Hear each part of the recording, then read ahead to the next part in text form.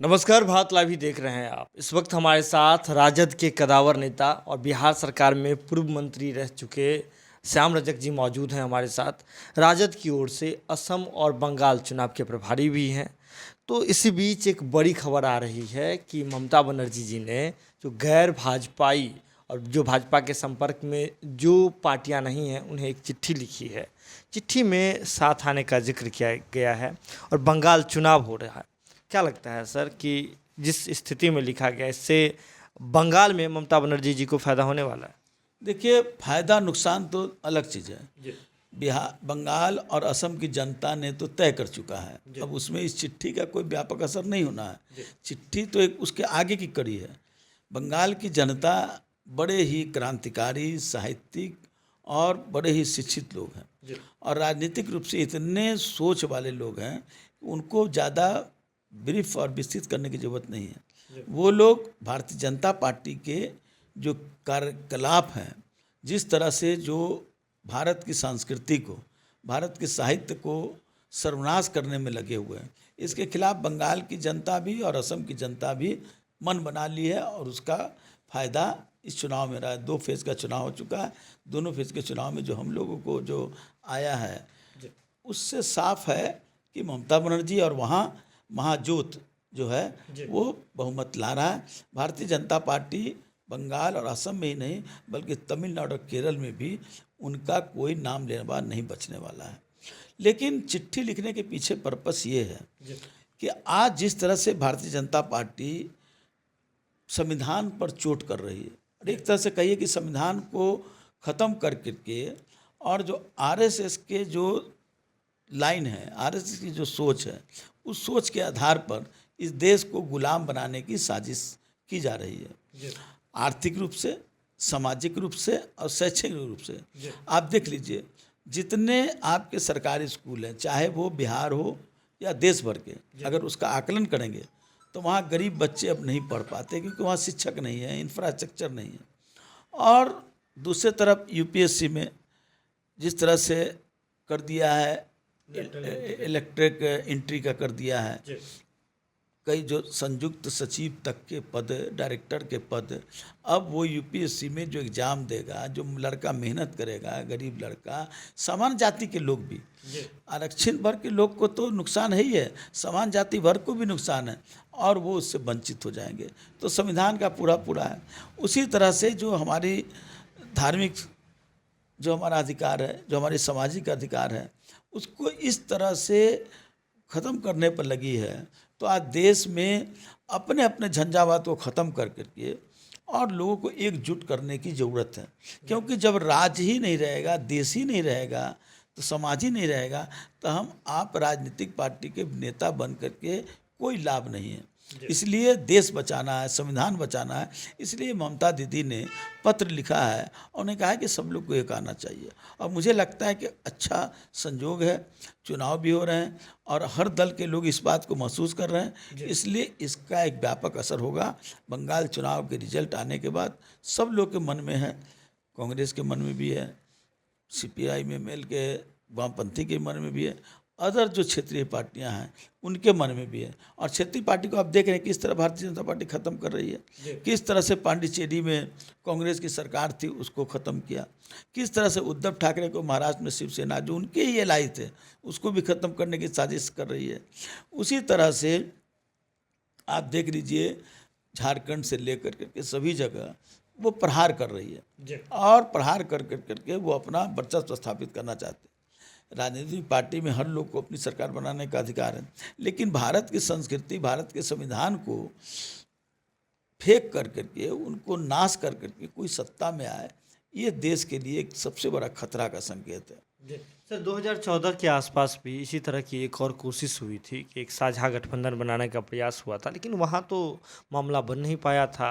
देखिए, 2014 में नहीं, आप 1967 की बात कीजिए, जब डॉक्टर लोहिया ने, भारतीय जनता पार्टी उस समय उसके खिलाफ थे, उस समय जनसंघ थी, लेकिन कांग्रेस की जो कुशासन थे उसके खिलाफ एक करने का काम किया था। उसके बाद 1977 में आया तो जो दूसरी जो सदस्यता का सवाल उठा, मधुलिमय जी ने उठाया, जौहर साहब ने भी उठाया और उस सवाल को लेकर के टूटा। उसके बाद आप बता रहे हैं बीपी सिंह की सरकार के समय 89 में, उस समय भी सब लोग मिले थे, लेकिन वो सवाल इसलिए नहीं बन पाए कि लोगों के अपने अपने झंझावात है, वो ज़्यादा आगे आ गया। लेकिन आज उससे बड़ा खतरा है। उस समय संविधान पर उतना ज़्यादा खतरा नहीं था, आर्थिक खतरा था, राज्य के गरीबों पर खतरा था, लेकिन आज तो संविधान पर खतरा उत्पन्न हो गया है।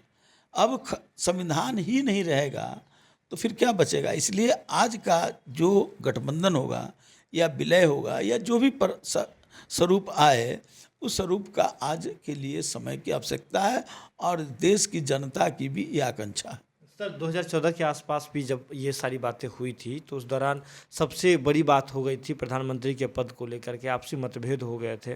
क्या लगता है इस बार सब कुछ को एक जगह ले पाना? उसके तो हम चश्मदीद गवाह हैं। मैं चंद्रशेखर जी के साथ था और रहता था, और उस समय कितनी बातें हुई थी, कुछ खमियां हुई थी बीपी सिंह और चंद्रशेखर जी में, जो नाराज़गी हुई थी और जिस तरह से लोगों का विश्वास के साथ आघात पहुंचा था या कहिए कि विश्वासघात हुआ था उसके कारण। लेकिन आज हम ये चाहते हैं कि इस सवाल पर सब लोग अपने अपने झंझावात को ख़त्म कर करके देश को संविधान बचाने के लिए और सब एकजुट हों, क्योंकि जब संविधान ही नहीं रहेगा, देश ही नहीं रहेगा, तो फिर इस देश में किसी नागरिक का रहना वो खतरनाक हो जाएगा और देश गुलामी की ओर जा रहा है। सर ममता बनर्जी के साथ आप बंगाल में हैं और जो ममता बनर्जी जी ने ये चिट्ठी लिखी है, इसके बाद लगता है कि जो परिणाम आएंगे उससे राजद के भी चेहरे पे बसंत दिखेंगे?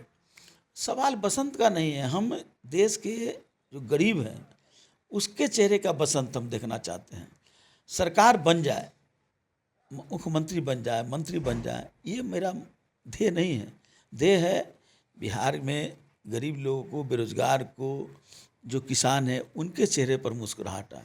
उसी तरह से देश के आज किसान 3 महीने से ज़्यादा हो गए, 4 महीने हो रहे हैं और लोग बॉर्डर पर बैठे हुए हैं। उसी तरह से बेरोजगार 67% जो नौजवान हैं वो बेरोजगार हैं। उसी तरह से जो बीए पास कर गए हैं उसमें भी 60% लोग बेरोजगार हैं। तो जो बेरोजगारी का एक आलम है, लोगों के सामने भूख का जो फैला हुआ है मातम है, ये सारे सवाल पर लोगों की जो चाहत है, उस चाहत को सभी राजनीतिक पार्टी के लोग जो भारतीय जनता पार्टी के खिलाफ है उनको उसके लिए आगे आना होगा और आगे आ करके एक होना होगा। सवाल ममता बनर्जी जी, तेजस्वी जी, अखिलेश जी, शरद पवार का नहीं है।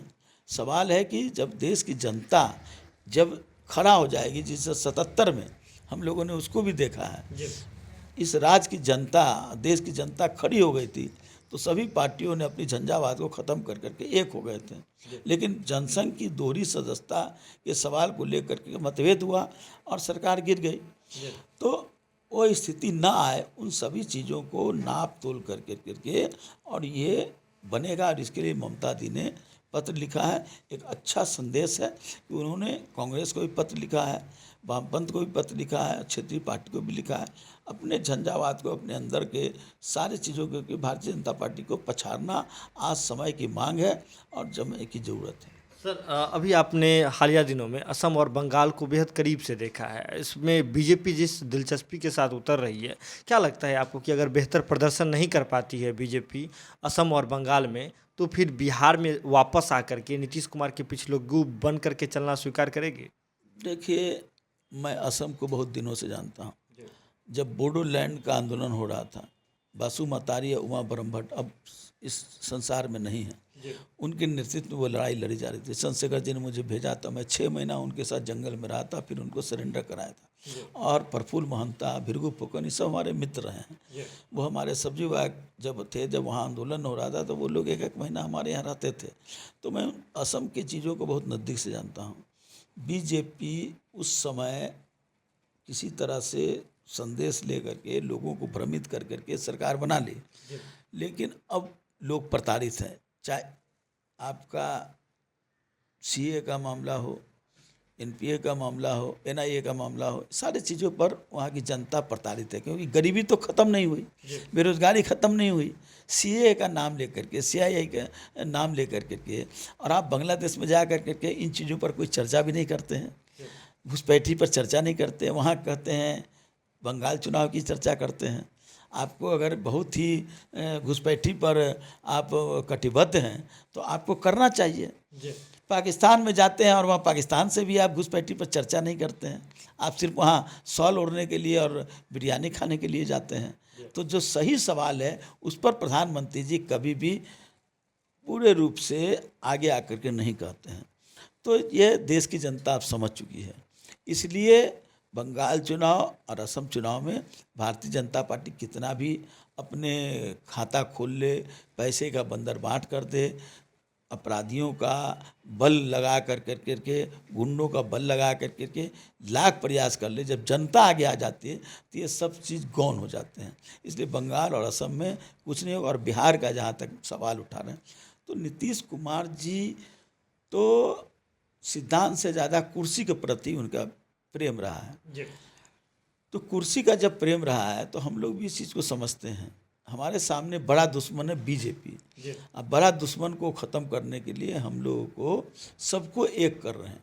तो एक कर रहे हैं तो वो क्या करेगा नीतीश कुमार जी का, अभी ये क्या कर रहा है आप देख रहे हैं। उनके बगल में बैठा दिया है, काउंसिल में किसको उपनेता बना दिया है। नीतीश कुमार जी को बर्दाश्त होने वाला है।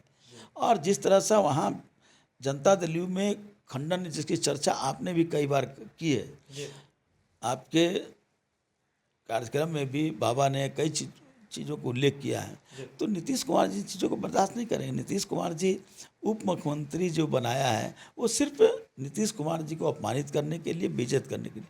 लेकिन जो जनता दल में जो खांचा बना हुआ, अलग अलग कमरे बने हुए हैं, उसके कारण नीतीश कुमार जी को अभी बर्दाश्त कर रहे हैं। लेकिन एक समय आएगा, ज्वालामुखी फूटेगी, और ज्वालामुखी फूटेगी तो उसका असर होगा। अभी हमारे साथ राजद के कदावर नेता, साथ ही साथ बिहार सरकार में पूर्व मंत्री रह चुके श्याम रजक जी मौजूद थे। असम और बंगाल के मुद्दे पर अपनी बात बेबाकी से रख रहे थे। साथ ही साथ ममता बनर्जी जी ने जो चिट्ठी रख करके आह्वान किया है, इस पर अपनी बात जो है रख रहे थे। जुड़े रहे बात लाइव के साथ, खबरों का सिलसिला लगातार जारी है। बहुत बहुत धन्यवाद। अगर ये वीडियो पसंद आई और वह बिहार के राजनीति और बिहारियत से सरोकार रखेनी तो सब्सक्राइब बटन दबा के चैनल के सब्सक्राइब कर ली। ओजे एगो घंटी बा, ओकरा बटन दबा देला से कुल सटीक और मारक खबर रुआ मुफ्त में मिल जाई।